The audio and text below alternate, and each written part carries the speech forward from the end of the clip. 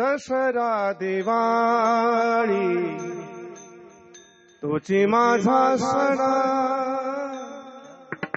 दसरा दिवाळी दसरा दिवाळी तुझी माझा सण, दसरा दिवाळी तुझी माझा सण, दसरा दिवाळी तुझी माझा सण, दसरा दिवाळी तुझी माझा सण, दसरा दिवाळी तुझी माझा सण, दसरा दिवाळी तुझी माझा सण, दसरा दिवाळी तुझी माझा सण. सखे हरिजना भेटतील,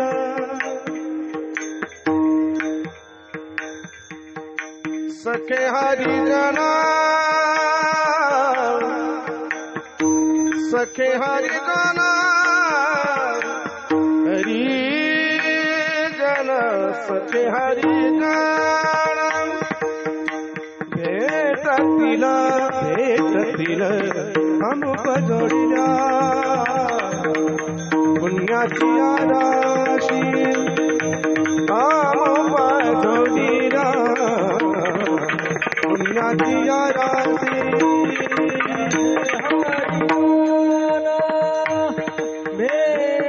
भेटतील सखे हरिजन, भेटतील अमुक जोडीला पुण्याची राशी अमुक जोडला पुण्याची राशी. पारता पारता पारता पारता पारता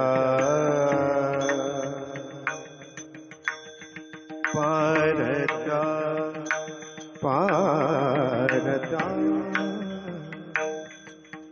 पारता पारता सुखाशी सुखाशी सुखा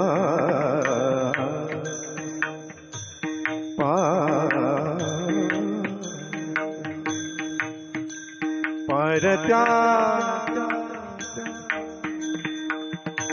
पारत्या पारत्या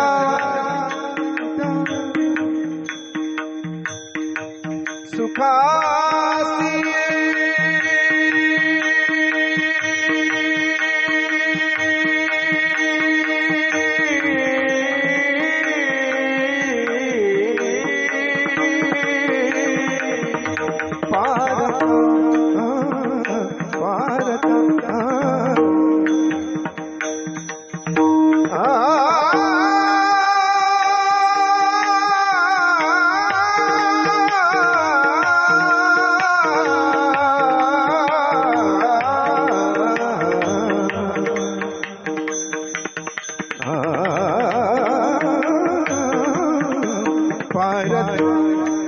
पारता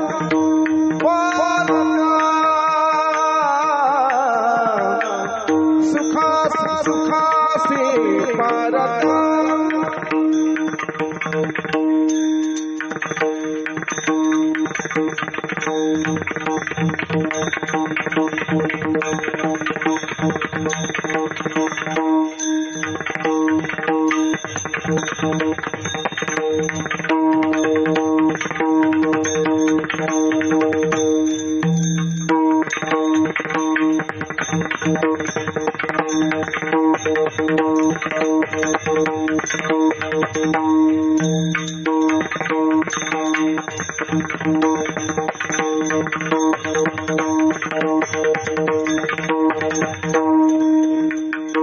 परत्या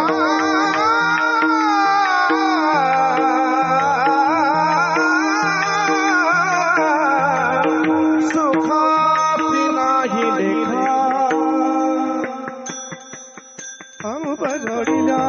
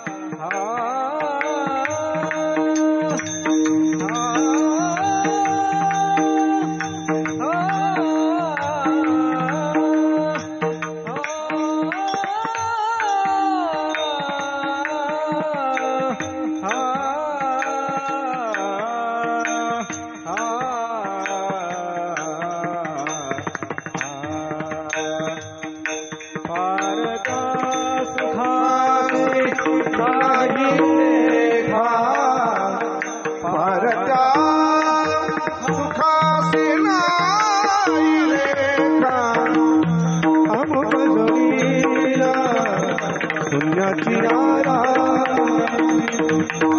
बजडिला पुण्याची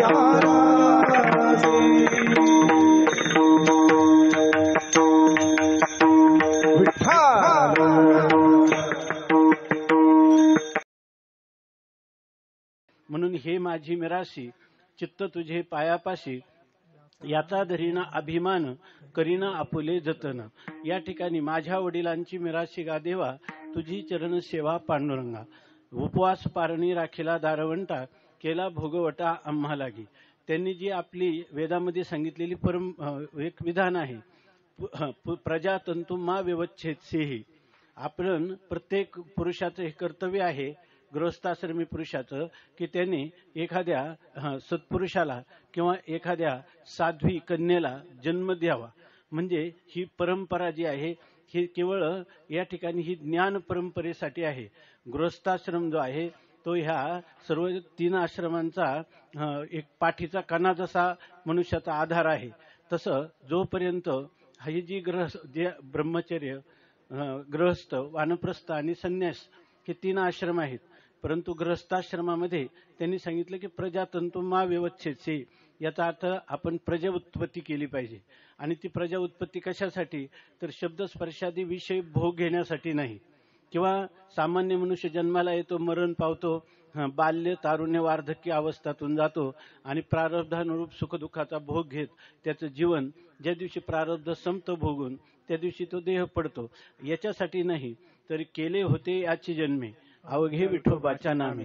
या मनुष्य जन्माला आलं तर त्या मनुष्याने या ठिकाणी ह्या मनुष्य जन्मामध्ये 2 कर्तव्य आहेत. मनुष्यत्वम जरी झालं असलं तरी मुमुक्षुत्वम आणि महापुरुष संश्रय. या ठिकाणी त्याच्या अंतःकरणामध्ये कधीतरी मी ह्या जन्ममरण परंपरेतून मुक्त व्हावं अशा प्रकारची उत्कट इच्छा त्याच्या अंतःकरणात निर्माण झाली तर त्या मनुष्यत्वाचा उपयोग आहे. आणि तेवढी इच्छा उत्पन्न होऊन चालत नाही. त्या इच्छेची पूर्ती ही महापुरुष संश्रय महापुरुषांचा आश्रय केल्याशिवाय होत नाही. संतांच्या सहवासात संतांचे संगती मनोमार्गगती आकळावा श्रीपती येणे पंथे. भगवान परमात्म्याची प्राप्ती करण्यासाठी संत संगतीमध्ये सत्शास्त्राचं श्रवण घडलं पाहिजे. आणि असं जर झालं तरच ते जीवन धन्य होत असतं. आणि ह्या परंपरा अव्याहत चालत राहाव्या म्हणून हा गृहस्थाश्रम आहे. गृहस्थाश्रम हा ब्रह्मचर्य वानप्रस्थ आणि संन्यास या तिघांनाही जीवन निर्वाह करणारा असा आश्रम आहे. म्हणून गृहस्थाश्रमामध्ये त्यांनी फार मोठमोठे पूजा यज्ञयाग वगैरे न करता देखील जोडोन या धन उत्तम व्यवहारे या अभंगात तुकोबाराय सांगतात. 7 चरणाचा अभंग आहे पण गृहस्थाश्रमाचं जीवन जे आहे ते परिपूर्ण त्याच्यामध्ये सांगून ठेवलेले. तुका म्हणे हेचे आश्रमाचे फळ परमपद बळ वैराग्याचे परमपद बळ.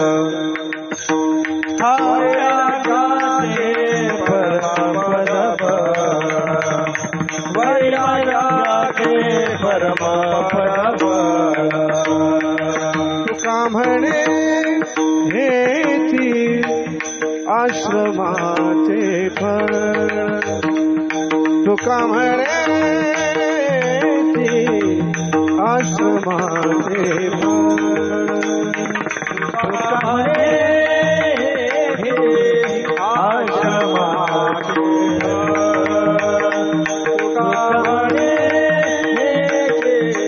आश्रमाचे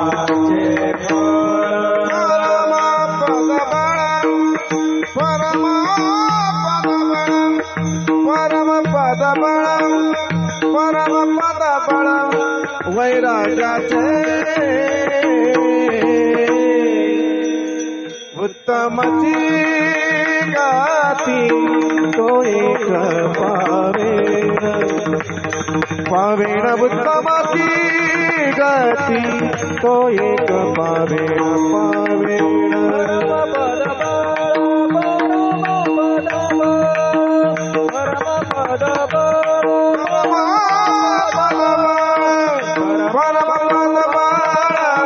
वैराग्याचे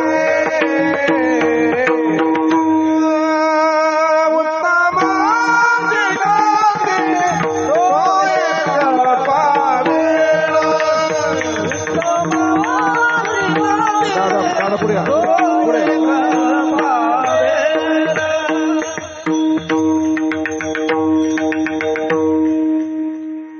मनुष्य जीवनाची सार्थकता आहे जीवनमुक्ती प्राप्त करणं किंवा या ठिकाणी विदेह कैवल्याला देहपातानंतर प्राप्त होणं, त्याचंच नाव मोक्ष असं आहे.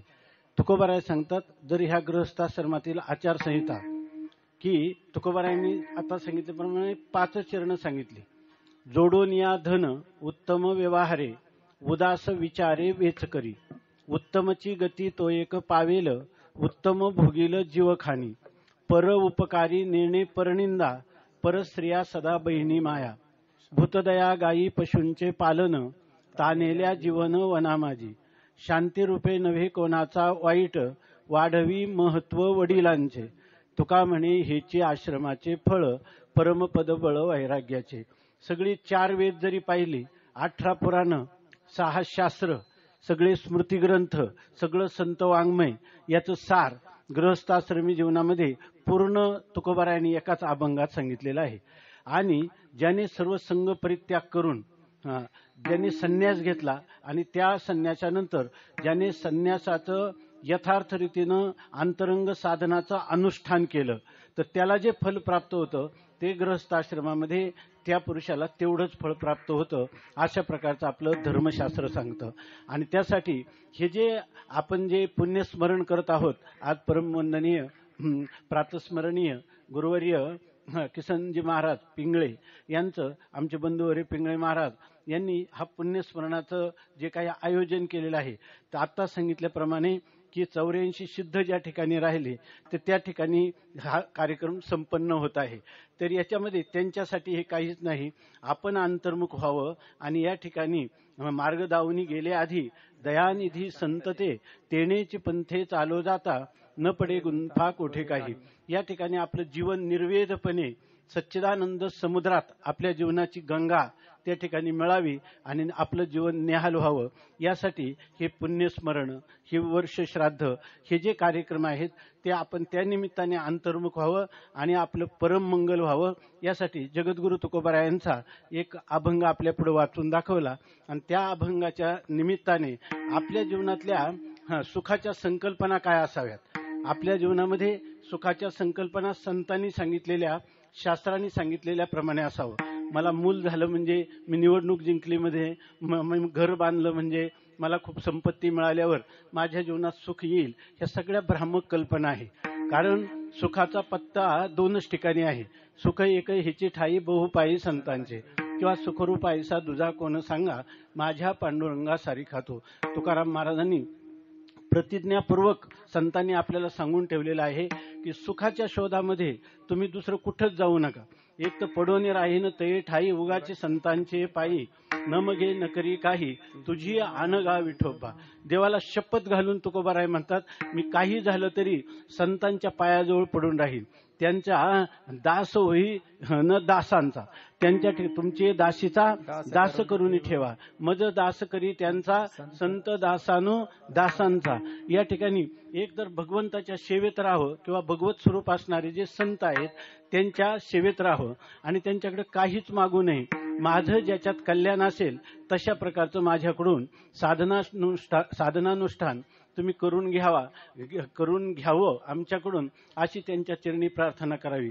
आणि याच्या वेगळं पार संपूर्ण इहलोकापासून तर स्वर्गापर्यंत सगळी सुख अष्टमहासिद्धी आपल्या पायाजवळ लोटांगण घेतील तरी त्याची इच्छा करू नये. आणि हे जीवनातलं सुखप्राप्तीचं परम रहस्य किंवा तात्पर्य आहे. आणि इतकं सोपं आहे की आपण उगीच्या उगीच पुनरपि जननम पुनरपि मरणम पुनरपि जननी जठरे शयनम यह संसारे खलु दुस्तारे कृपया अपारे पाही मुरारे. भगवंताची फक्त आपण प्रार्थना करीत राहावं, संतांच्या पायाजवळ लोळण घेत राहावं.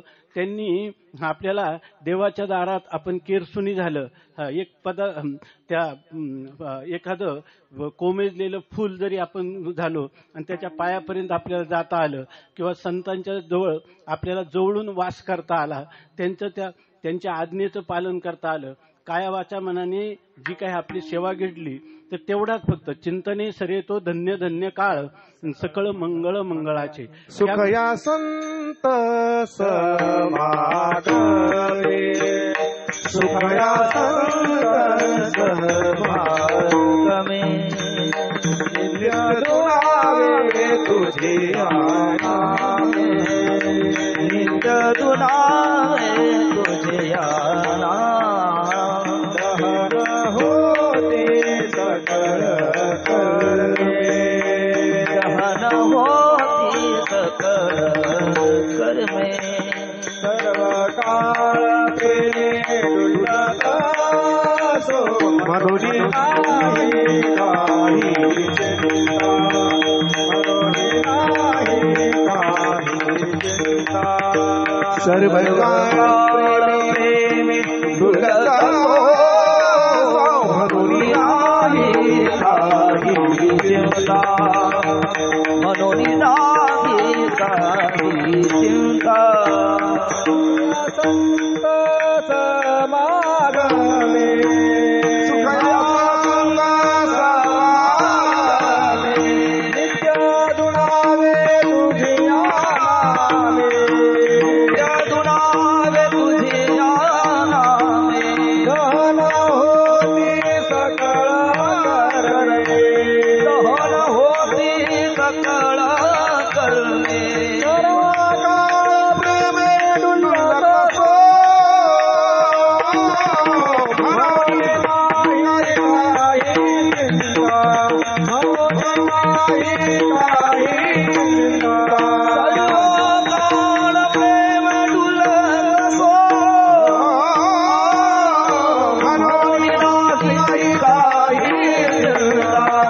दहन होती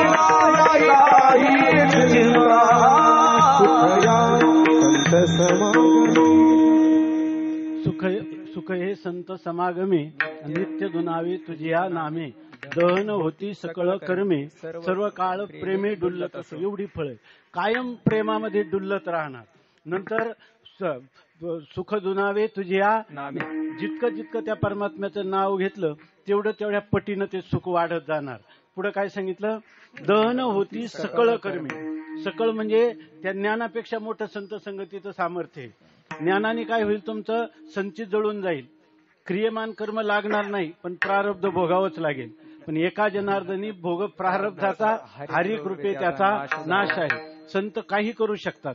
दहन होती सकळ प्रारब्ध क्रियमान आणि भक्ता संचित नाही जाण अवघा देवची झाला पाही भरोनिया अंतर्बाही. लोक आहे ना, तुकाराम महाराजांच्या वाङ्मयात, ज्ञानोबारायांच्या वाङ्मयामध्ये आपल्याला सुखाचा शोध घेतात, परंतु त्याचा अर्थ पण कळतो. मराठी भाषेत आहे, आपला मराठी मायबोली आहे, परंतु त्या अर्थामध्ये जे अनुष्ठान करायला सांगितलेलं आहे, जे सिद्धांत प्रतिपादन केलेलं आहे त्याच्यावर दृढ विश्वास ठेवत नाही. त्यामुळं या ठिकाणी आयुष्याचे आयुष्य आपाततः परमार्थात गेला असं वाटतं, पण शेवटी हातात रम्य समाधान परमाशांती खरी पडत नाही. कारण आपण म्हणतो संतांच्या संगतीत सुख आहे, पण सुखाचा शोध कुठे घेतो? शब्द, स्पर्श, रूप, रस, गंध, पैसा, कीर्ती याच्यामध्ये शोध घेतो. जर एखाद्या माणसाने खरोखर तुकोबाराय बोललेले आहेत तर आपण आता त्याचा शोध घेऊ आणि आपलं एक जीवन जाऊ दे. आतापर्यंत तर आपलं दुःख समाप्त झालं नाही, कारण आतापर्यंत ह्या तत्वाचं आपण पालन केलं नाही. इकडे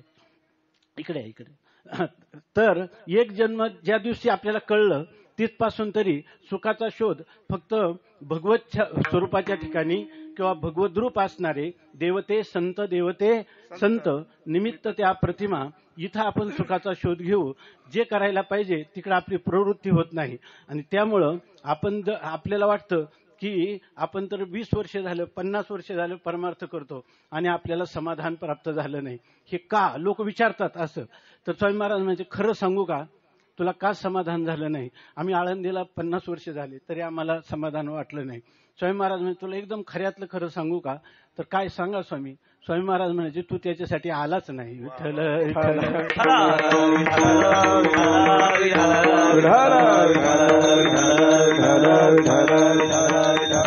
दर माणसाला आपल्याला असं वाटतं तुकाराम महाराज म्हणतात ते कीर्तनात पण सांगण्यासाठी का तुकाराम महाराज म्हणतात, खायचे नाही, आपल्यासाठी नाही.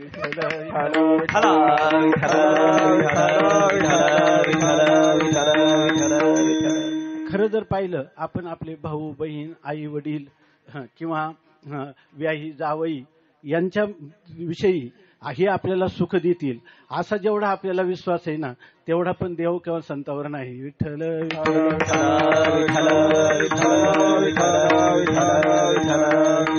घडलेली गोष्ट सांगतो. परवा एक जण आले आणि ते म्हणे की आम्हाला बऱ्याच संतांना तुम्हाला आमच्या घरी न्यायचे आणि पर्वतीच्या कुठे पायथ्याला जवळ ते म्हणे मी 6 BHK बरोबर आहे ना, 6 BHK फ्लॅट घेतलेला आहे म्हणे, एक मजलाच घेतलेला आहे आणि तिथं सगळ्या साधू संतांचे एकदा पाय लागावेत असं वाटतं. तर ते म्हणे तुम्हाला एकदा यावं लागेल. आम्ही म्हटलं येऊ, पण आता आमचा अष्टादशी आहे. नाही ते म्हणे त्याच्या अगोदर या किंवा नंतर, पण अगोदर आले तर बरं होईल. मी म्हटलं दिवाळीचा दिवस आहे, आदल्या दिवशी, उद्या आपला अष्टादशी आहे. म्हटलं दिवाळीच्या दिवशी येता येईल म्हटलं, यायचं म्हटलं तर तुमच्याकडं. तर त्यांनी त्यांच्या मंडळीला विचारले चालेल का म्हणे. ते म्हणे चालेल, पण ते म्हटलं पण काय म्हणे, त्या दिवशी म्हणे आपले 3 जावई येणार आहेत त्याच्यामध्ये. तर मी म्हटलं तर जाऊ दे, ते असू दे, आम्ही पण येऊ घरीच यायचं. तर ते म्हणे नाही, त्या लोकांची फार उठाठेव करावी लागतं, आपलं तुमचं निवांत करू म्हणे.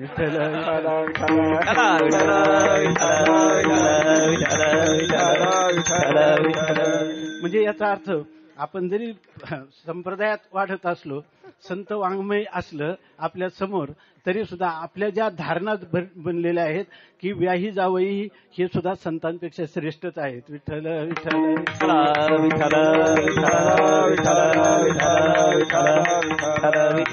आज दिवाळीचं पर्व आहे. या पर्वामध्ये तुकाराम महाराज आपल्याशी बोलत आहेत, संवाद करत आहेत या अभंगवाणीच्या रूपाने.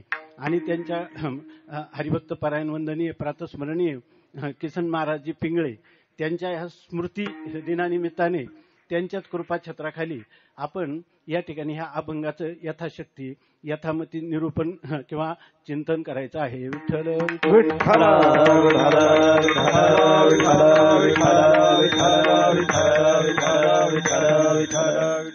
याच्यामध्ये तो आपल्याला लोकांना काय वाटतं, दिवाळी, आज दिवाळीचा दिवस आहे, लक्ष्मी पूजनाचा दिवस आहे, सगळं एक नाथाच्या घरची उलटी होणं, अशा प्रकारच्या आपल्या संकल्पना आहेत.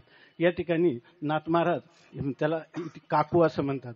जेव्हा संत सद्गदित कंठाने त्यांचा कंठ अवरुद्ध होतो, त्यांच्या डोळे पाणावले जातात आणि बुडते हे जन न देखवे डोळा, येतो कळवळा म्हणून या, अशा स्थितीत जे उद्गार पडतात बाहेर, त्यापैकी हा एक प्रकारचा उद्गार आहे. विठ्ठल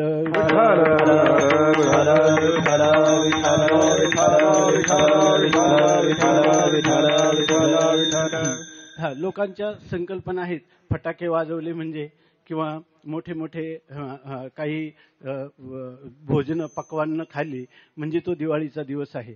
वास्तविक ही जी दिवाळी आहे हा एक काळ आहे, हा व्यवहाराच्या स्तरावर जीवननिर्वाहामध्ये काही आनंदाचे दिवस आणि ते आपल्या परंपरेने सांगितलेले आहेत.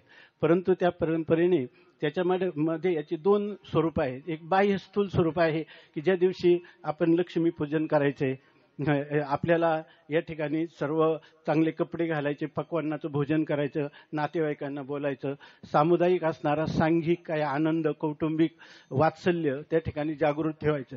हे तर सामान्यांसाठी अत्यंत उदात्त अशा प्रकारचे विचार या ठिकाणी आपल्या धर्मशास्त्रांनी, नीतिशास्त्रांनी, व्यवहारशास्त्रांनी सांगितलेले आहेत. आपण भारतीय आहोत. भारतीय संस्कृती हीच मुळात अत्यंत उदार, गंभीर आणि वस्तुनिष्ठ अशा प्रकारची संस्कृती आहे. परंतु याचा खरा लक्ष्यार्थ असतो. दिवाळी ही आनंदासाठी आहे. म्हणजे आपलं दिवाळीमध्ये आनंद का होतो आपल्याला, तर अनुकूल विषय प्राप्त केले म्हणून. प्रतिकूल असले तर आजही कुणी व्याधीग्रस्त असला त्याला आनंद नाही, दारिद्र्य असला त्याला आनंद नाही, त्याला दुसरं काही जीवनात प्रतिकूलता आली तर आनंद नाही. आपल्याला काय आहे, अनुकूल जे काय त्या सुखदुःखाची व्याख्या दिली. अनुकूल वेदनीयम सुखम आणि प्रतिकूल वेदनीयम दुःखम. जे नको वाटतं त्याला दुःख म्हणतात आणि जे कायम वाटतं त्याला सुख म्हणतात. विठ्ठल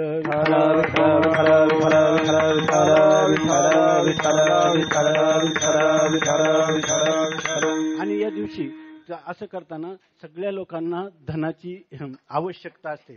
कारण संन्यासी जरी झाला तरी 12 वाजता त्याला भूक लागते असं आपण म्हणतो. त्याप्रमाणे आर्थिक गरज आहे. आपल्या संस्कृतीमध्ये जसा धर्म, काम आणि मोक्ष पुरुषार्थ सांगितले तसा अर्थ हा सुद्धा एक पुरुषार्थ सांगितलेला आहे. त्यामुळे अर्थार्जन करायचं. परंतु धनाची अधिष्ठात्री देवता आहे लक्ष्मी, म्हणून लक्ष्मीचं पूजन आपण करतो आणि फार अगदी कळवळ्याने करतो याच्यामध्ये. परंतु नाथ महाराजांनी एक ओवी लिहिली.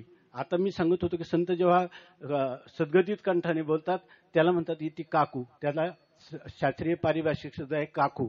म्हणजे सद्गदित कंठाने दुसऱ्याच्या कल्याणासाठी अंतःकरण पघळल्यावर, अंतःकरण द्रवीभूत झाल्यावर बोलतात.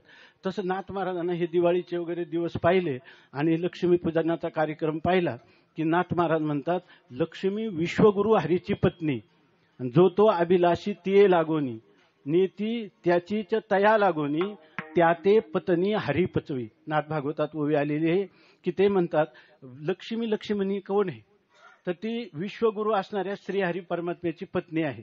आणि आज तुम्ही भगवान विष्णूला सोडून त्या लक्ष्मीची इच्छा करता आणि तिची खूप पूजा करता, आळवणी करता, डोळ्यात पाणी आणून म्हणता की तू आमच्या घरात कायम वास्तव्य कर. असं हे आल्या त्यावेळेला ती कोणाची वास्तविक विश्वगुरु हरीची पत्नी आहे. त्या विश्वगुरु हरीला शरण जायला पाहिजे आणि त्याचं लक्ष्मीची वेगळी प्रार्थना करण्याची गरज नाही. कारण ती साध्वी आहे, ती पातिवृत्याची मंगलमय अशी अधिष्ठात्री देवता आहे. ती जिथं भगवान परमात्मा आहे तिथं लक्ष्मी राहते. त्या ठिकाणी शंकर पार्वती हे एकत्रच आहे, अर्धनारी नटेश्वर रूपाने आहे. तसंच भगवती लक्ष्मी आणि भगवान परमात्मा असे ती समजते की भगवान परमात्म्या वाचून मला स्वतंत्र सत्ताच नाही. माझ्या जीवनातला सच्चिदानंद कंद परमात्मा जर वजा केला तर असज्जड दुःखरूप असं माझं स्वरूप राहतं. अर्थात माझ्या अस्तित्वाची सिद्धी होत नाही तर तिथं ज्ञान आणि आनंद कुठला, अशी ती स्वतः जाणून असते. आणि जर जसं काय लेकराच्या आपल्या काय मातेच्या लेकराची चाली, असं एक तुकोबारायांचा अभंग, आई पुढे चालली की ती सगळी तिची मुलं मागं चालतात. तसं भगवान परमात्म्याची सेवा केली की लक्ष्मीचे असणारे सर्वच्या सर्व ऐश्वर्य त्याच्या पाठीमागे जातात. पण लोक त्या लक्ष्मीला परमात्म्याकडे सुपूर्त करत नाही, आपण अभिलाषा करतात मला धन असावं. मग अशा वेळेला काय होतं म्हणतात तो श्रीहरी परमात्मा देखील माझ्या पत्नीचा वियोग करू इच्छितात तर त्या ते पत्नी हरी पचवी, त्याला तो घोर नरकामध्ये टाकत असतो. विठ्ठल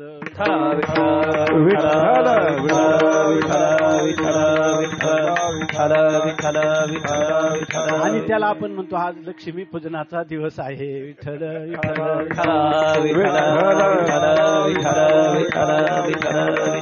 या लक्ष्मी आपली पत्नी, आपली भगिनी, आपली मुलगी, आपली आई, ह्या सगळ्या मातृशक्ती आहेत.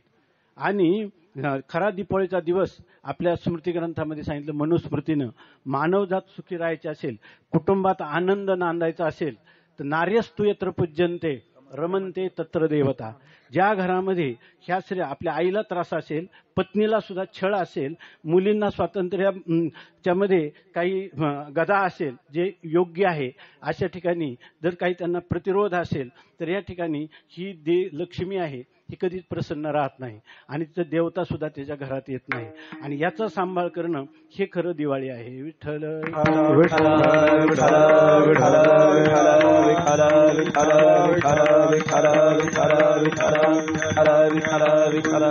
ह्या आचारसंहितेचं पालन केलं त्याच्या घरी दिवाळी वर्षातून एक दिवस नाही, त्याला सदा विठोबाचे राज्य महानित्य दिवाळी, नित्य दिवाळी. विष्णुदास नामाजिवे भावे ओवाळे, विष्णुदास नामाजिवे भावे ओवाळे. विठोबाचे राज्य आम्हा नित्य दिवाळी, आम्हा नित्य दिवाळी. विष्णुदास नामाजिवे भावे ओवाळे, विष्णुदास नामाजिवे भावे ओवाळे. सदा सण सात आम्हा नित्य दिवाळी, आम्हा नित्य दिवाळी. आनंदे कैवारी, आनंदे कैवारी.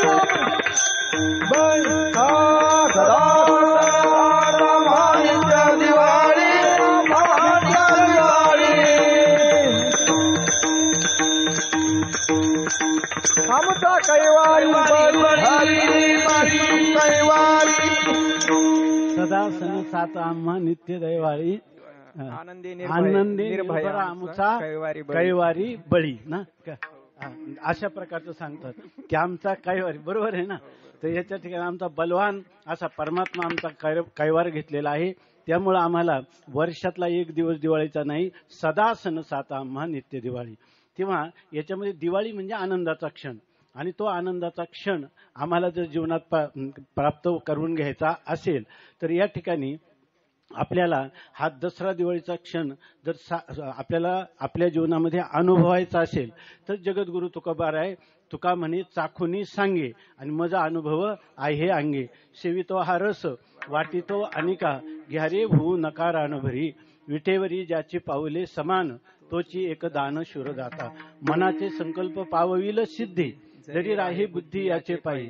तुका म्हणे मज धाडिले निरोपा, मार्ग हा सोपा सुखरूप मार्ग आहे.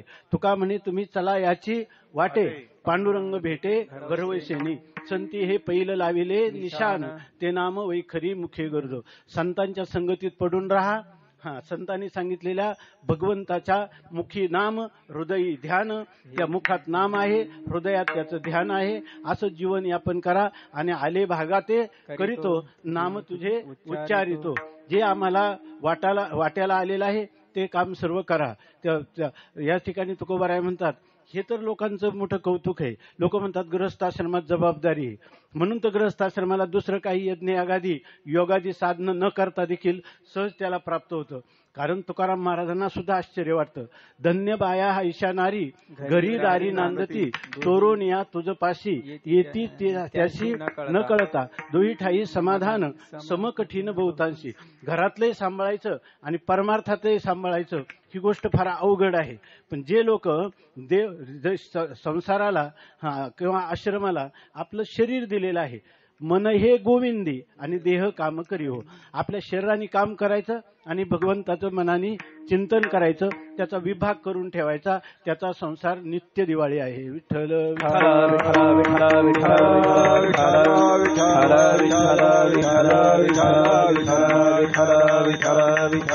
तुकाराम महाराजांना कालाच्या अधीन असणाऱ्या सुखाची दिवाळी ही आमच्या जीवांना मिळावी असं वाटत नाही.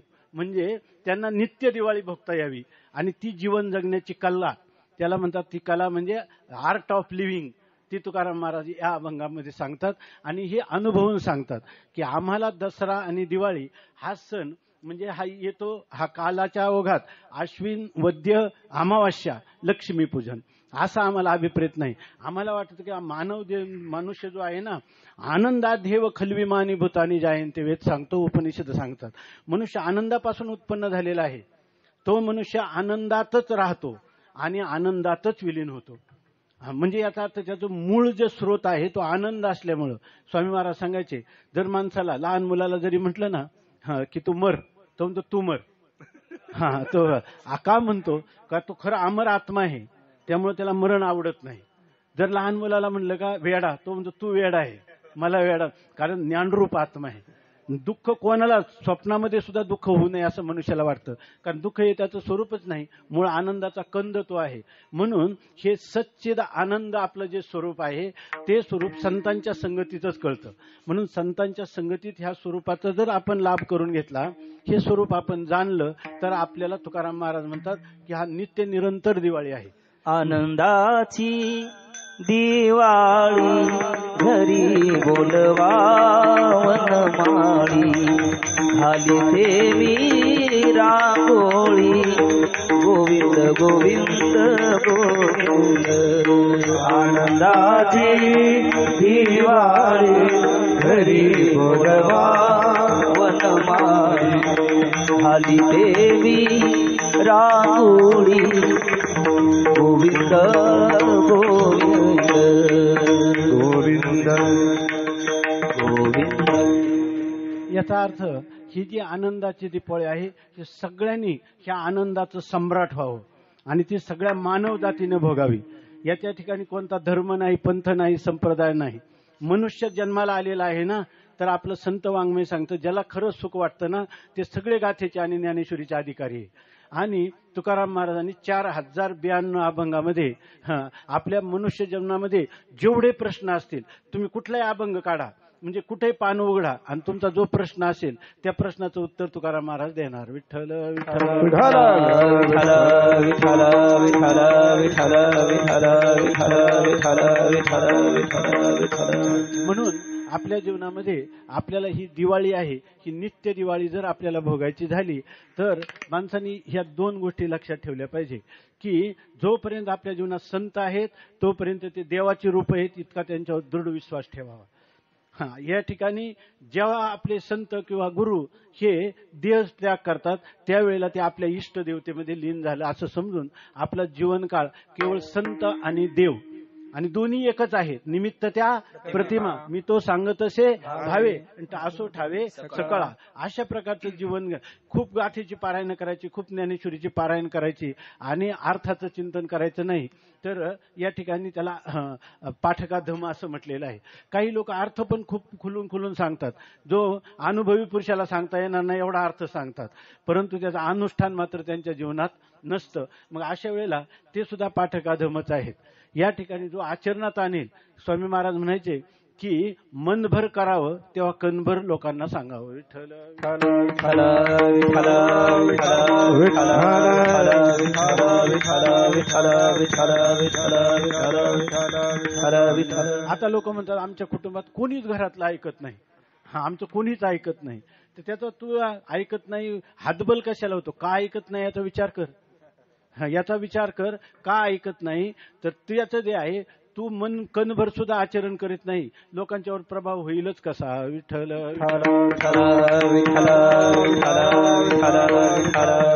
संत सांगतात की जो आचरणशील मनुष्य असतो ना त्याने पत्नीला आज्ञा करावी लागत नाही, मुलांना आज्ञा करावं लागत नाही. ते त्याचे स्वतः अनुष्ठान केलं की त्याला पाहून बिना उपदेशाचं त्यांचं जीवन परिवर्तन होतं. विठ्ठल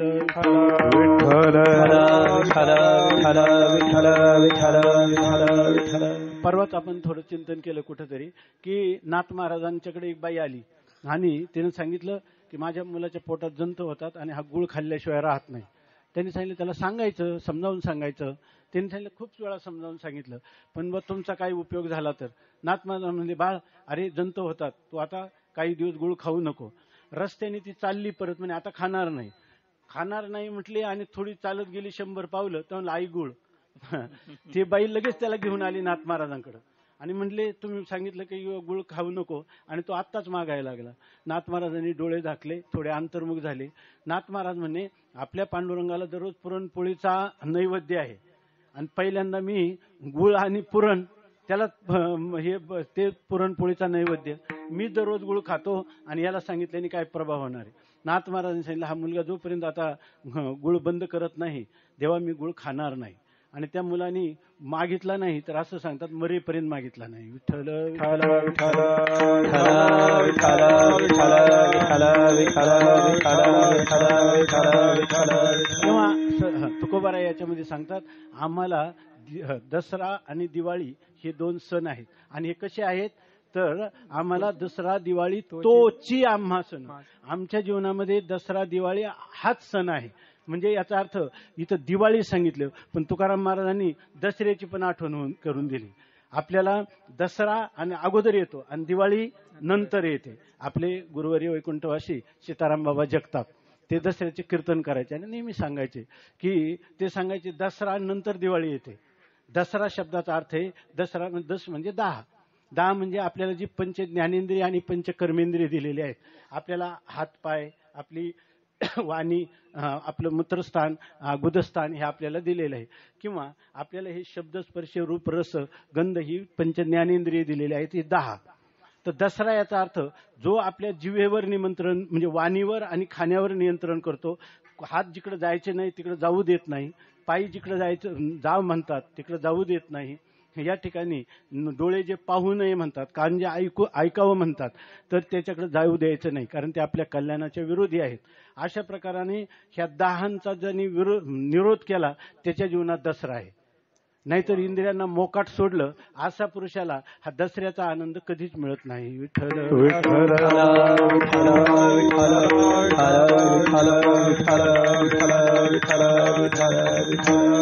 नेहमी विनोदाने सांगायचे आपल्याकडे दसऱ्याला बली देतात. अजूनही लोक जे पारंपरिक आहेत तर ते तांत्रिक लोक वगैरे रेड्याचा, बोकडाचा बळी देतात दसऱ्याला.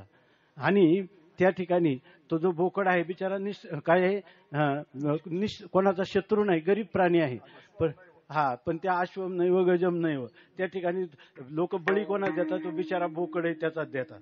हत्तीचा, वाघाचा कोणी बळी देत नाही, परंतु त्याचा बळी देतात. परंतु एखादा बोकड जो आहे जर त्या बळी देण्यापासून वाचला म्हणजे दसऱ्यातून वाचला, ते म्हणायचे दसऱ्याच्या घसऱ्यातून वाचला तर त्याला दिवाळी पाहायला मिळते.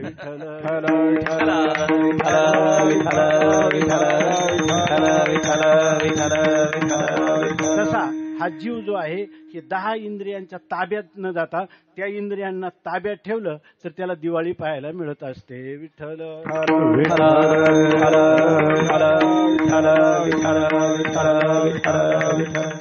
याचा अर्थ असा आहे आपले हे ज्या तिथी आहेत ना इतक्या त्यांच्या ठिकाणी इतकं अर्थ साठवलेला आहे की बघा अगोदर दशमी येते नंतर एकादशी, दसरा आला की एकादशी.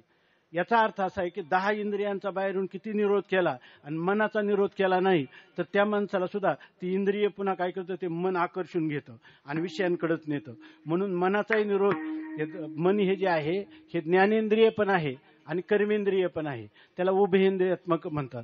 तेव्हा या ठिकाणी मनुष्याने ह्या पंच ज्ञानेंद्रिय, पंच कर्मेंद्रिय आणि उभयेंद्रिय असणारं मन यांचा निरोध केला की तो एकादशी त्याला प्राप्त होत असते. विठ्ठल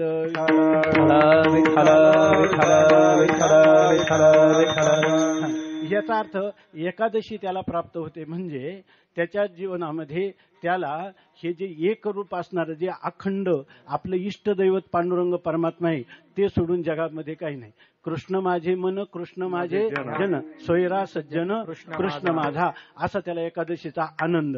आणि मग ह्या आनंदामध्ये त्याला हा आनंद द्वादशीला कसं आपण एवढं कडक उपवास केला, द्वादशीला आपण काय करतो चांगल्या प्रकारच्या पक्वांनावर ताव मारतो, तसं त्याच्या जीवनामध्ये उरले उपाधी कारणे ते त्वा वेचिले दर्शनी. जे शरीर आहे ते शरीर तुका म्हणे मुक्ती परिणली नोवरी, आता दिवसचारी खेळी मिळी द्वादशी. आणि त्याला पुढे जाऊन आता त्रयोदशी, काल धनत्रयोदशी झाली आहे की नाही. धनत्रयोदशी म्हणजे काय, त्याला परमार्थ महाधन जोडी देवाचे चरण व्हावया जतन ते उपाय लाभाचे. त्याला हे तुम्ही म्हणाल हे पारमार्थिक धन, पण लौकिक आहे. लौकिक धन ज्याला परमार्थिक धन परमात्मा देतो तर ह्याचं काय साकडे त्याला ते मागे पुढे उभा राहे सांभाळीत, हेही धन त्याला प्राप्त होतं आणि नरकापासून तो सुटतो. आज नरक चतुर्दशी ती त्याला भीती राहिलेली नाही, आहे की नाही याच्यामध्ये. आणि तो जे काही प्रतिपदा बली प्रतिपदा म्हणतात त्यांनी अज्ञानाचा नाश केला, अज्ञान कार्याचा बाध केला आणि ऐक्याच्या साम्राज्यावर आरूढ झाला. बली प्रतिपदा. विठ्ठल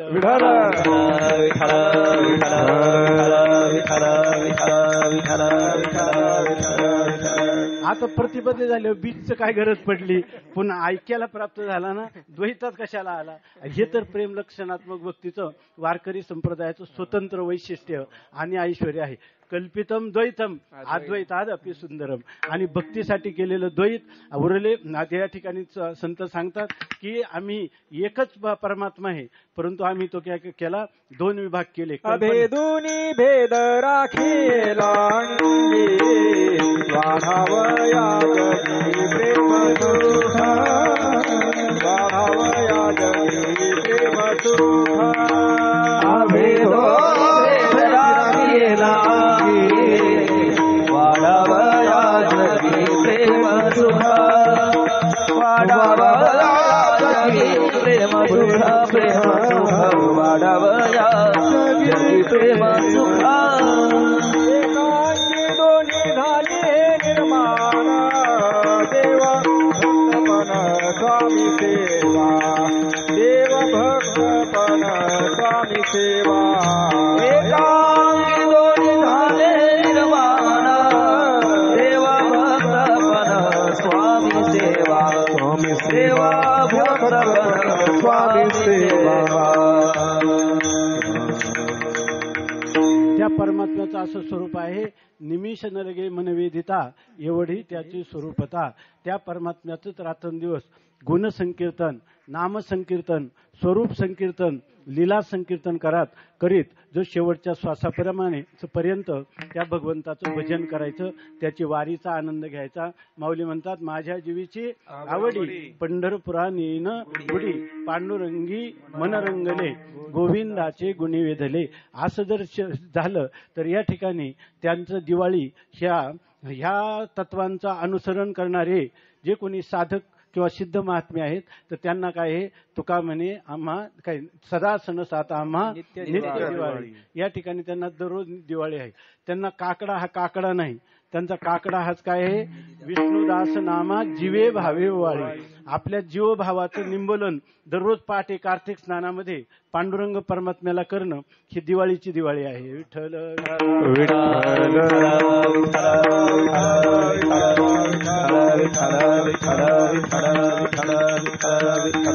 म्हणून जगद्गुरु तुकोबाराय म्हणतात, दसरा दिवाळी तोची माझा सण.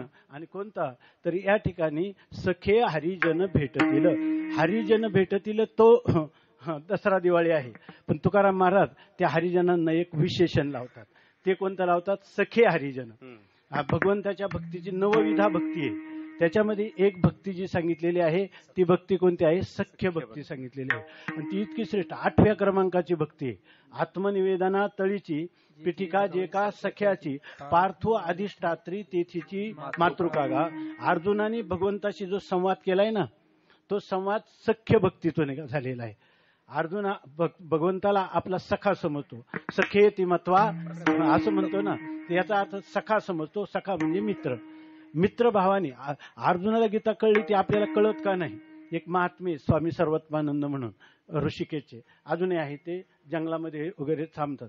ते शिकलेले नाही, लिहिता पण येत नाही. आणि त्यांनी गीतेचे ज्ञानेश्वरी एवढे 3 खंड लिहिले, आपल्याकडे आहेत ते. तर त्याच्यामध्ये ते कसं काय लिहिलं, ते काय म्हणतात, तो अर्जुन आणि कृष्ण काय आहे, हे दोघं मित्र आहेत म्हणे. मित्र मित्राला सांगतो म्हणून त्यांनी गुह्य सगळं सांगितलं. मग ते ऋषिकेशच्या जंगलात असतात, एक लेखक घेतात आणि त्याला हे बडबड करत राहतात. त्यांना गीतेचा श्लोक जो आहे ना, संस्कृत शिकले नाही, काही नाही. ते म्हणतात, ते अर्जुनाच्या भूमिकेत येतात आणि हे कृष्णा, तू मला सांग की त्या गीतेमध्ये तुला नेमकं काय सांगायचंय, धर्मक्षेत्रे कुरुक्षेत्रे. आणि बोलत राहतात आणि ते 3 ग्रंथ निर्माण झाले. विठ्ठल विठ्ठल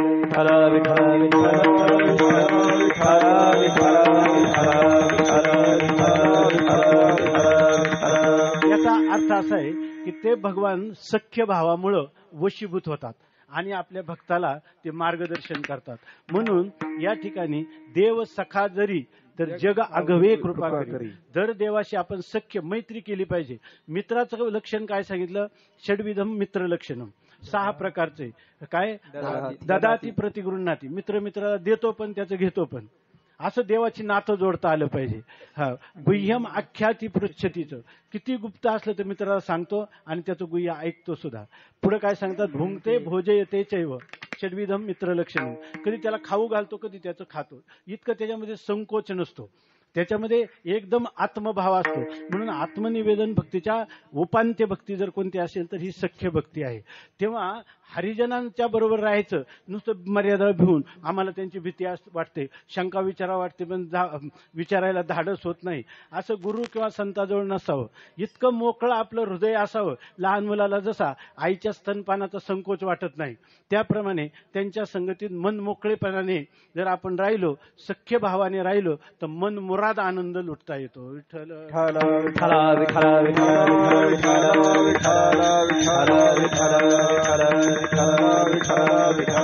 तुम्हाला उदाहरण सांगतो, घडलेली गोष्ट. आपल्या इथं पलीकडच आपला कन्हैया आश्रम आहे. त्या ठिकाणी प्रातस्मरणीय वंदनीय श्रोत्रिय ब्रह्मनिष्ठ स्वामी महाराज राहत होते. आणि त्यांना त्यांच्या गुरूंचं काशीहून पत्र आलं की त्यांना काही लघवीचा त्रास होता, प्रोस्टेट ग्रंथीचा. तर आर्थिक तर संन्यासी ते कफलक होते, निष्कंचन होते. तर इथं तर काय मी करू शकत नाही, तिकडं कुठं सरकारी दवाखान्यात व्यवस्था झाली तर पहा. म्हणून स्वामींची एक भाची होती ससून हॉस्पिटलला. मग तिथं त्या सरकारी दवाखान्यात त्यांना बोलावलं, झालं ऑपरेशन झालं. मग 1 महिनाभर ते विश्रांतीला थांबले इथं. आता ते त्यांचे गुरु होते. आणि मग स्वामी महाराज मधुकरी मागून आणायचे आणि नंतर त्यांना भोजन घालायचे आणि नंतर स्वतः भांडी वगैरे धुवायचे आणि त्यांची विश्रांती इथं घेत राहा तुम्ही, असं सांगितलं. एक दिवस ते ओट्यावर बसले होते मंदिराच्या आणि स्वामी महाराज त्या बकुळीच्या झाडाखाली भांडी घासत होते. त्यांनी ते पाहिलं, त्यांच्या डोळ्यातून अश्रू आले. तेव्हा स्वामी महाराजांना वाटलं यांना काही त्रास आहे का काय, म्हणून त्यांनी त्यांना विचारलं की स्वामीजी काही त्रास आहे का? ते म्हणे काही नाही त्रास. ते म्हणे मग तुमच्या डोळ्यात अश्रू का आले? ते म्हणे अहो चैत्राचा महिना, तुम्ही अनवाणी पायाने जाऊन नरसिंह मंदिरातून मधुकरी मागून आणली, पायाला फोडी येतील इतके पाय पोळतात, आणि पुन्हा मला भिक्षा घातली, नंतर तुम्ही भांडी तुम्हीच घासायचं, किती त्रास तुम्हाला. मग असं म्हटल्यावर स्वामी महाराज रडता कशाला, यान भांडी घासा. विठ्ठल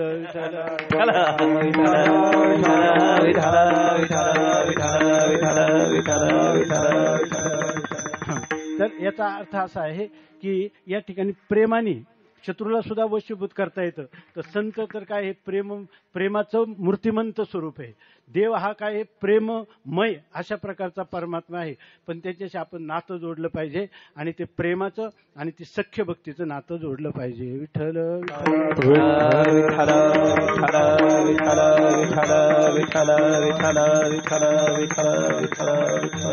म्हणून या ठिकाणी हरिजन भेटले तर त्यांच्याशी मनमोकळेप्रमाणे आपल्याला सख्यत्व करता आलं पाहिजे. या ठिकाणी तुकाराम महाराजांच्या निर्याणानंतर कानूवराय म्हणतात ना, सख्यत्वाशी करीत गेलो करीत सलगी, असं म्हणतात की तुकाराम महाराज तुम्हाला मी सख्य समजलं आणि त्यामुळं मला तुमचं महत्व कळलं नाही, असं म्हणतात. पण ज्या वेळेला सख्यत्वाचा आनंद घ्यायचा असतो ना, महत्व जर कळलं ना तर सख्यत्वाचा आनंद घेता येत नाही. म्हणून देवच त्या ठिकाणी तेवढ्यापुरतं मायेचा पडदा त्याला ठेवतो का तर प्रेमाचा आदान प्रदान व्हावं म्हणून. विठ्ठल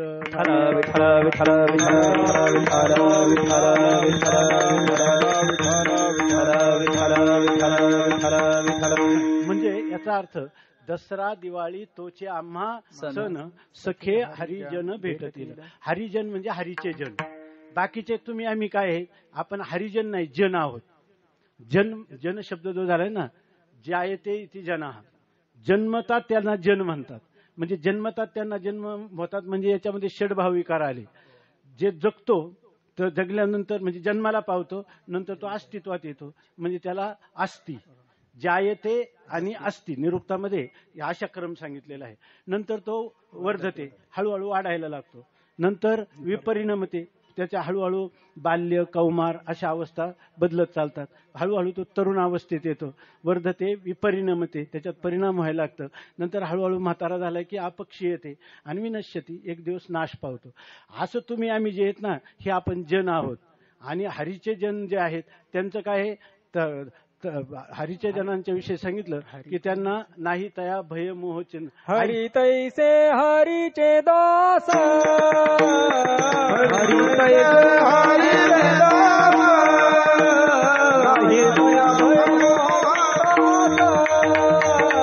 नाही तया भय मोह, नाही तया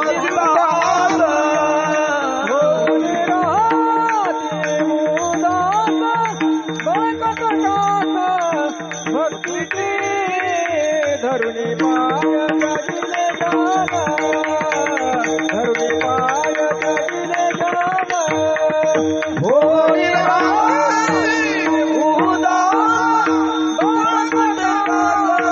भक्ती धरुणी पाय करिले जान, धरुणी पाय करिले जान. हरीच्या सहवासात हरी तैसे हरीचे दास, नाही तया भय मोह चिंता आस. आणि होऊनी राहिले राहती उदास, होऊनी राहिले उदास, उदास, बळकट आस भक्तीची, बळकट कास भक्तीची, धरुणी पाय त्यजिले जन. अशा प्रकारचे हे महापुरुष असतात. आणि त्यामुळं तुकोबाराय बघा 4च चरणाचा अभंग आहे, पण तुकोबाराय आज आपल्याला दिवाळीशी कसे संवाद करतात.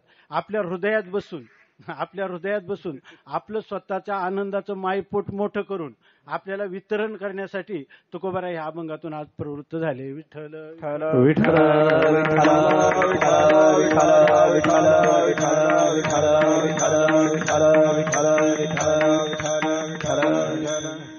तुकाराम महाराजांना माहित आहे आत का ह्या दिवाळी झाल्यानंतर आता असा वाढत्या आनंदाचा दिवस दिसत नाही. वर्षाचा शेवटचा येतो, तो सुद्धा कशाने सुरुवात होतो, तो म्हणतात की काय बोंबेचा महिना. विठ्ठल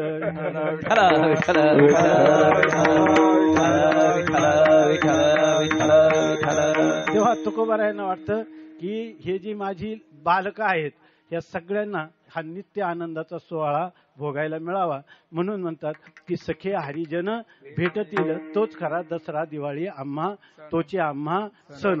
आणि दुसऱ्या चरणात तुकोबाराय बोलतात, आमुप जोडिल्या सुखाची राशी, आमुप जोडिल्या पुण्याची राशी,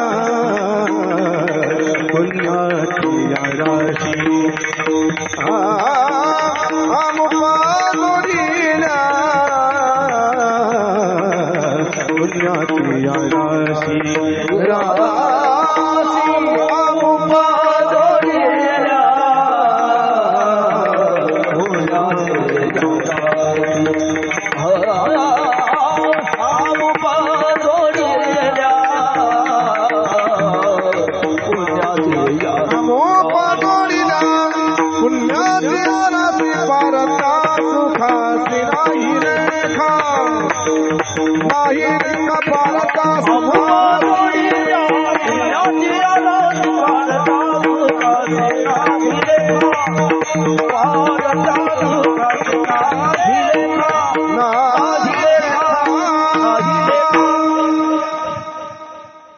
जगद्गुरु तुकोबाराय म्हणतात की हे जे संतांच्या समागमामध्ये आम्ही नित्य राहिलो तर आम्हाला नित्य दिवाळीचा आनंद मिळतो. परंतु आनंद जे आहे ना जीवनामध्ये ही सूत्र आहेत. आपण मुलांना सुद्धा कायम सातपिढ्याची इस्टेट कमावण्यापेक्षा धर्मशास्त्राचे हे सिद्धांत आहे. जीवन निर्वाहाचं जसं अन्न हे एक साधन आहे त्याप्रमाणे विचार हे एक धन आहे. आचारसंहिता शिकवणं हे धन आहे ते आपण देत नाही. तर आपण म्हणतो त्यांना अभ्यासातून वेळ नाही त्याच्यामध्ये. आणि जी खरी संपत्ती आहे ती संपत्ती आपण देत नाही. म्हणजे खरंच ज्या पुत्रांच्या जीवनात कन्येच्या जीवनात दुःख येतं ना तर ते सगळं पाप आपल्यालाच भोगावं लागेल. विठ्ठल विठ्ठल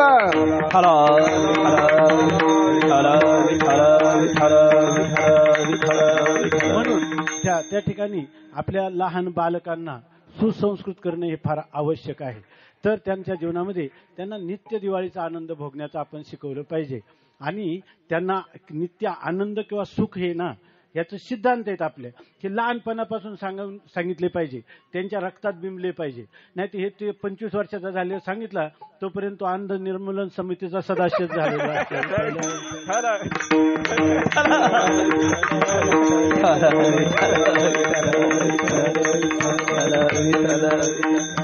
म्हणून या ठिकाणी जर हे नित्य सुख जे आहे तर हे सुख काय आहे पुण्याचं फल आहे.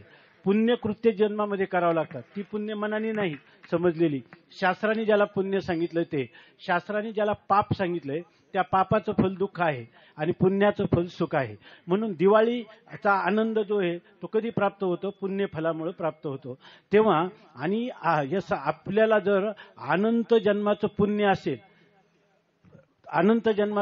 असेल तरच या ठिकाणी संतांचा केवळ समागम प्राप्त होतो. त्यांनी सांगितलं की या पूर्वजन्मी सुकृते थोर केली पूर्वजन्मी सुकृते थोर केली पूर्वजन्मी सुकृते थोर केली श्रीमदादी फळासी आली परमानंद आली मानसी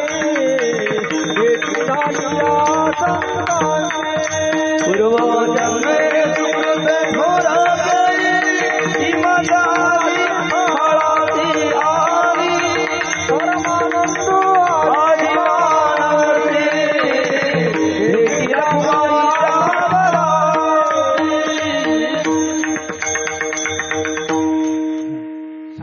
सामान्य गोष्ट नाही.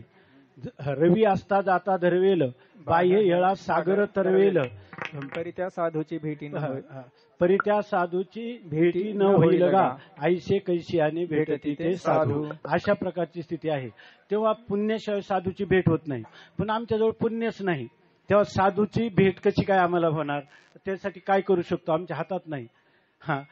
आपण बळजबरीनं त्या ठिकाणी साधूंच्या जवळ पडून राहावं आणि त्यांनी जरी आपल्याला लाथाडलं तरी पडून राहीन ते ठाई. आणि त्याच्यामुळं काय होईल त्यांचे रजकन संत चरण रज लागता सहज वासनेचे भीत जळून जाय मग रामनामी उपजे आवडी सुख घडोघडी वाटू लागे. तुकाराम महाराज या अभंगामध्ये असं सांगतात. काय चरण दुसरं काय चरण आहे आमुप जोडिल्या पुण्याची राशी. संतांच्या सहवासात राहिलं तर अनंत पुण्य निर्माण होतं आणि अनंत पुण्य असलं की संत त्या ठिकाणी भेटत राहतात. म्हणजे हे दोन्ही गोष्टी आहे. आपण संतांजवळ पडून राहावं म्हणजे संतांची कृपा होत चालते. पुण्य दिवसेंदिवस वाढत राहतं. त्या पुण्याने आपल्याला परमात्म्याची भेट पण होतं आणि अनंत जोडलेल्या पुण्याच्या राशी. आणि ह्या पुण्याचं फल काय आहे मग सुख. पार त्या सुखाशी नाही लेखा. आपल्याला पार नाही म्हणजे अपार सुख मिळतं. म्हणजे कोणत्याही देशात जा तुम्ही तिथं सुखच आहे. कोणताही काल येऊ द्या. अमावस्या आणि पौर्णिमा सारखीच आहे. दिवाळी आणि होळी सारखीच आहे. त्या ठिकाणी काळाचा कोणत्याही प्रकारचा प्रतिबंध नाही. अशा प्रकारे पार त्या सुखाशी नाही लेखा. त्याची गणती पण होऊ शकत नाही. अशा प्रकारचं हे सुख आहे. आता हे सुख प्राप्त होण्यासाठी संतांच्या संगतीचा परिणाम झाल्यानंतर माणसाला त्यावेळेला वाटतं की जन्मा आलो त्याच्या आजी फळ झाले साचे, कृतकृत्य झालो इच्छा केली तर पावलो. का हो हे तुम्हाला कसं प्राप्त झालं आणि हा दिवस ह्या दिवसाचं वर्णन करा.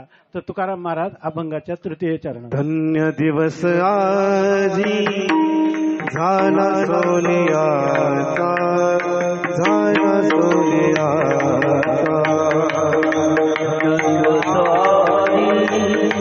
झाला सोनियाचा, झाला सोनियाचा. धन्य दिवस आजी झाला सोनियाचा, झाला सोनियाचा. दिवस आधी झाला सोनियाचा, झाला सोनियाचा. पिकली ही वाचा राम नामे, पिकली ही वाचा राम नामे, पिकली ही वाचा राम नामे, पिकली ही वाचा राम नामे. हम पजडीला पुण्याची राशी, पुण्याची राशी. हम पजडीला पुण्याची राशी, ठिकाणी हे वाचा रामाची, ठिकाणी हे वाचा राम नामे. हम पजडीला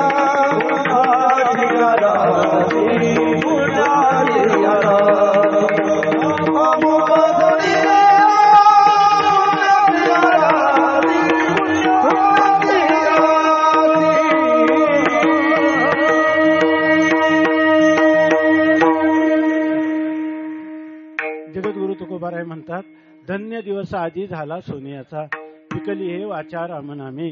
आज दिवस सोन्याचा झाला म्हणजे सोन्याचा दिवस उगवला का?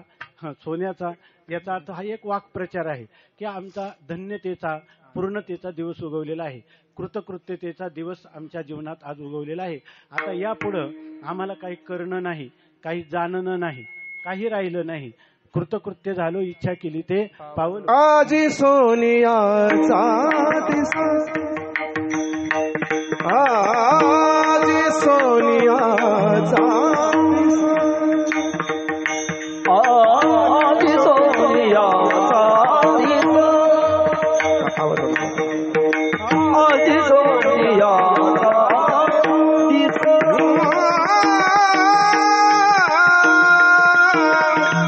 आजी सोनियाचा दिसा, आधी सोनियाचा दिसा, आधी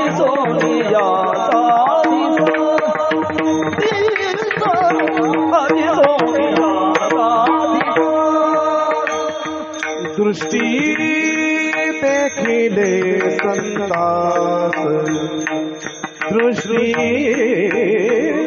देखिले संतास, दृष्टी देखिले संतास. जीवा सुख झाले माझ माहेर भेटाले.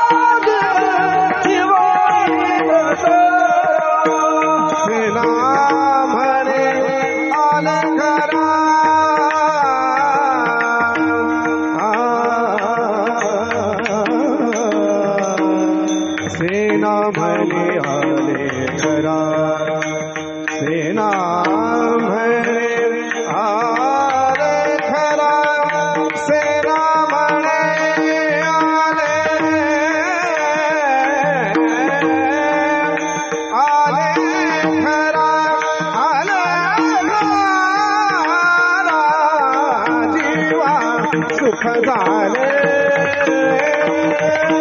माझे माहेर भेटले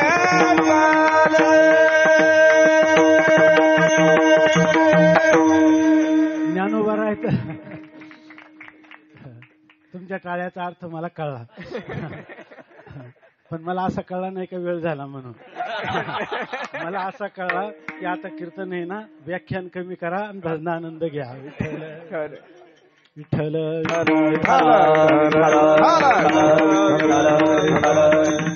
आम्ही 10 वाक्य सांगितली आणि हे गान कोकिळ त्या अभंगाचं चरण म्हटलं की जो अर्थ आपल्या हृदयापर्यंत पोहोचवेल ते आमच्या शब्दाच्या ठिकाणी कोणत्याही प्रकारचं सामर्थ्य नाही विठ्ठल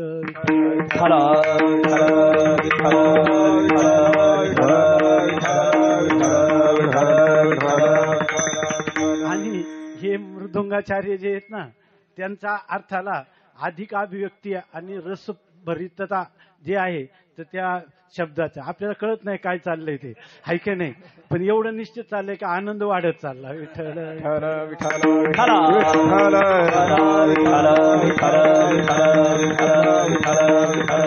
ज्ञानोबारायचं आपल्या मृदू भाषेत एवढा आनंद घेतात तुकाराम महाराजांची भाषा जी आहे ती कधी कधी मार्दवी राहत नाही पण ज्ञानोबारायांना मृत्यूचा सोडताच येत नाही आजच्या दिवसाचं वर्णन ते करतात की सोन्याचा दिवस आणि अमृताची पहाट आहे सोनियाचा दिवस आजी अमृत पाला सोनियाचा दिवस आहे अमृत पाला सोनियाचा दिवस आजी अमृत पाला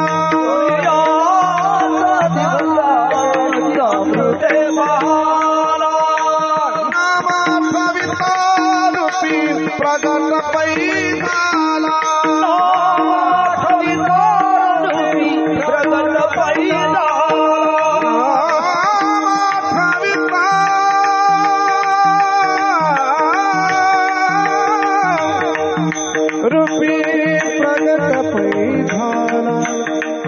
प्रगट पैदा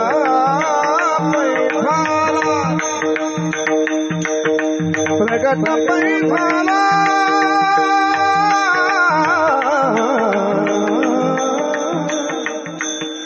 नाम आठविता प्रगट पैधाला प्रगट पैधाला प्रगट पैधाला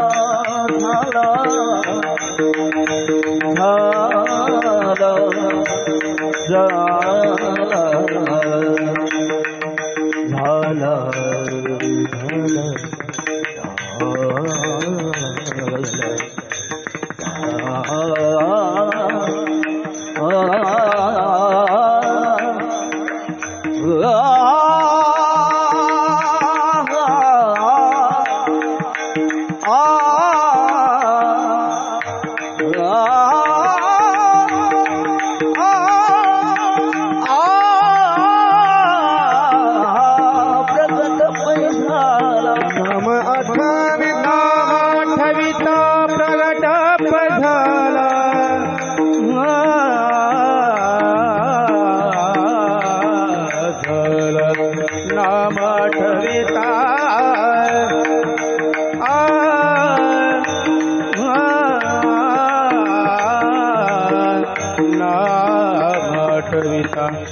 नाम ठविता प्रगट प्रधाना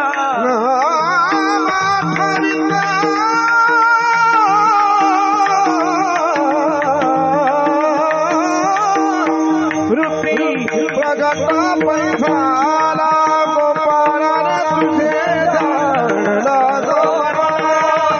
गोपाळा तुझे जाणला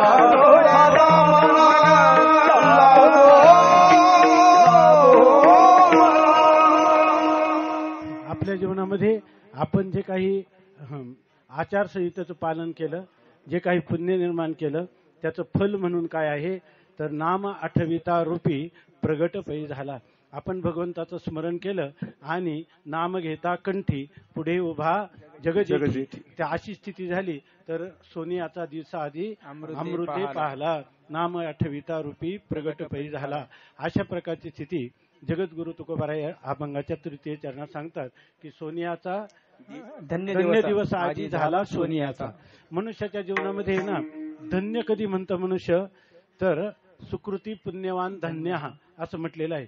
जेव्हा मनुष्य जीवनामध्ये चांगला आचार करतं ना तर त्याला लोक म्हणतात हा धन्य आहे.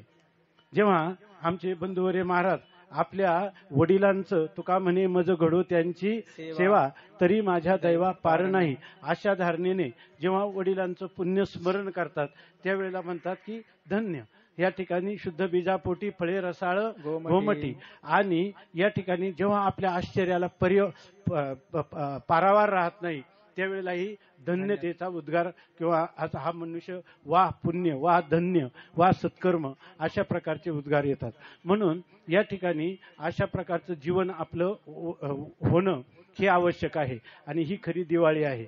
जगद्गुरु तुकोबाराय या अभंगाच्या चतुर्थ चरणामध्ये असं सांगतात की तुका म्हणे काय, तुका म्हणे काय, तुका म्हणे काय, तुका म्हणे काय, होऊ तराई तुका म्हणे काय, होऊ तराई ठेवू काय दिवस तुका म्हणे काय, तुका म्हणे काय, तुका म्हणे काय, तुका म्हणे काय, तुका म्हणे काय,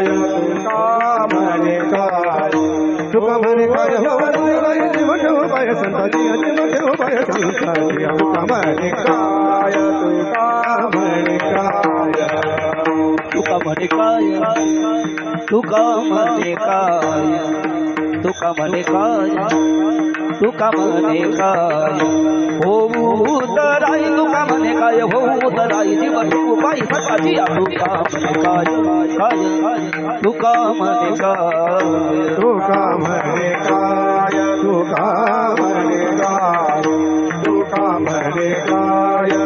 तुका म्हणे काय, तुका म्हणे काय, हो तराई गवन काय, हो तराई जीव ठेव पाय संताची, तुका म्हणे काय, तुका म्हणे काय, तुका म्हणे काय, होऊ तराई जीव ठेवू पाय संताची, तुका म्हणे काय, होऊ तराई जीव ठेवू पाय संताची, अमुक जोडिया, अमुक जोडिया, अमुक जोडिया, अमुक जोडिया, पुण्याची राशी अमुक जोडिया, पुण्याची राशी पारत तुपसी काही अमुक जोडिया, अमुक जोडिया, अमुक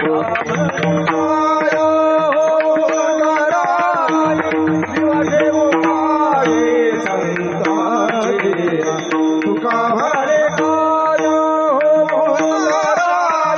जीव ठेव पाय संताची, अमुक जोडिया, अमुक जोडिया, अमुक जोडिया, अमुक जोडिया, पुण्याची राशी अमुक जोडिया, पुण्याची राशी पारत तुपसी काही अमुक जोडिया, जोडिया, जोडिया, जोडिया. तुका म्हणे काय होऊ तराई जीव ठेवू पायी संतांच्या.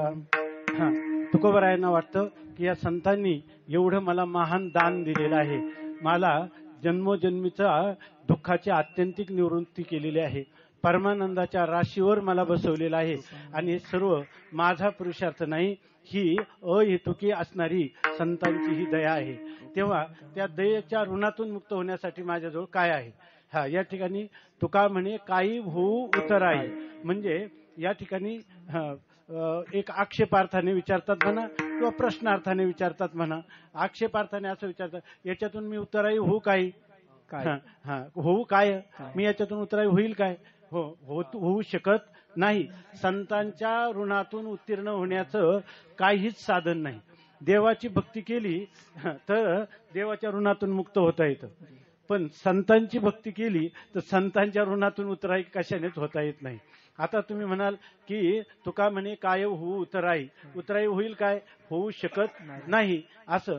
मग जर होण्याचं काही साधनच आहे की नाही, तर असा एक वेदांताप्रमाणेही आपल्या परंपरेनं अर्थ करता येतो, जीव ठेवू पाहिजे संताचे. जर याचं उत्तर तुमचा पुढं आक्षेपार्थ, पुढं डॅश आणि उत्तरार्धातल्या चरणात उत्तर आहे असं जर तुम्ही कल्पना केली तर संताचे पायी जीव ठेवू, आमचा जीवभाव जो आहे तो संतांना समर्पण करू असा एक अर्थ आहे. परंतु हा जीवभाव जो आहे तो त्याला समर्पण करू हे त्याचं उत्तर होऊ शकत नाही. उत्तर शेवटी असंच राहतं की उत्तीर्ण होताच येत नाही. मग आम्ही जीवभाव ठेवला पायी, जीवभाव पायी ठेवू तरी पण उत्तीर्ण होणार नाही. कारण का की जीव नावाचा पदार्थ काय आहे, बुद्धी, बुद्धी अधिष्ठान चैतन्य आणि त्याचं पडलेलं प्रतिबिंब याला म्हणतात जीव, आहे की नाही.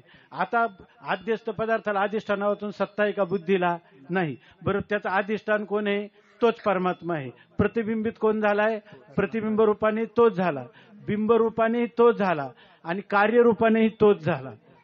थोडक्यात सांगायचं जर झालं तर तो सर्वद्रष्टा आहे, बरोबर ना, सर्व रूप आहे, सर्व द्रष्टा आहे आणि सर्वातीत पण आहे आणि सर्व पण आहे.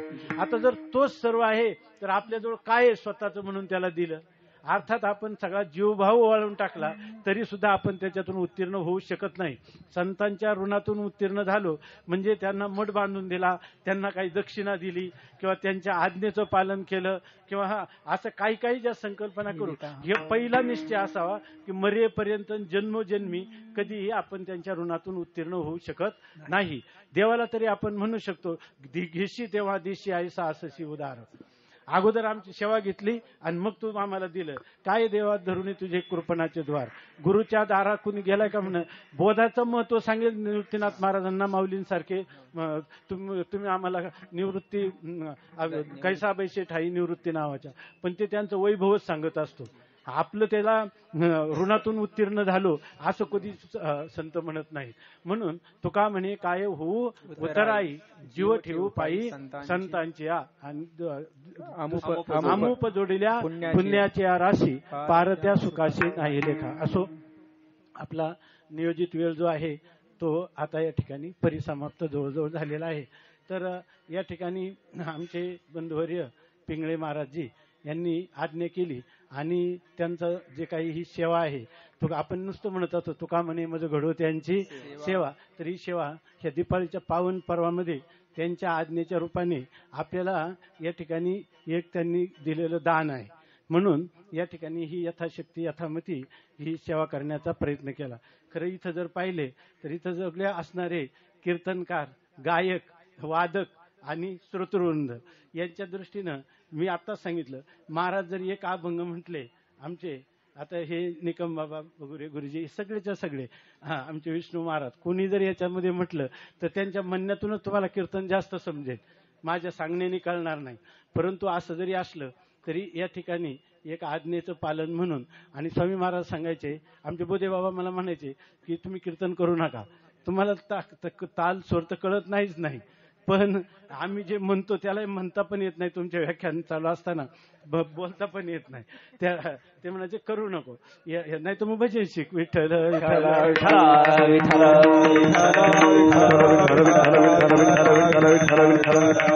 स्वामी महाराज म्हणायचे काही कसंही असू द्या कधीतरी कीर्तन करी जावं, कारण ते म्हणे की सुवासिनी स्त्रीनं कुंकवाला नाही म्हणू नये. तसं कधीतरी प्रसंग पडला, आता इथं तो प्रसंग आळंदीत कोणाला पडतच नाही, पण तो माझ्या वाट्याला काय कशाने येतो माहित नाही.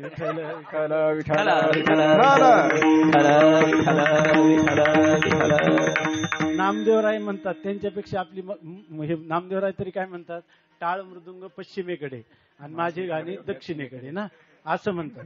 तर मला आहे ना त्या ठिकाणी टाळ मृदुंग पश्चिमेकडे असतील पण माझं गाणं दक्षिणेकडे सुद्धा नाही, पश्चिमेकडे नाही, ईशान्येकडे नाही, कारण नाहीच.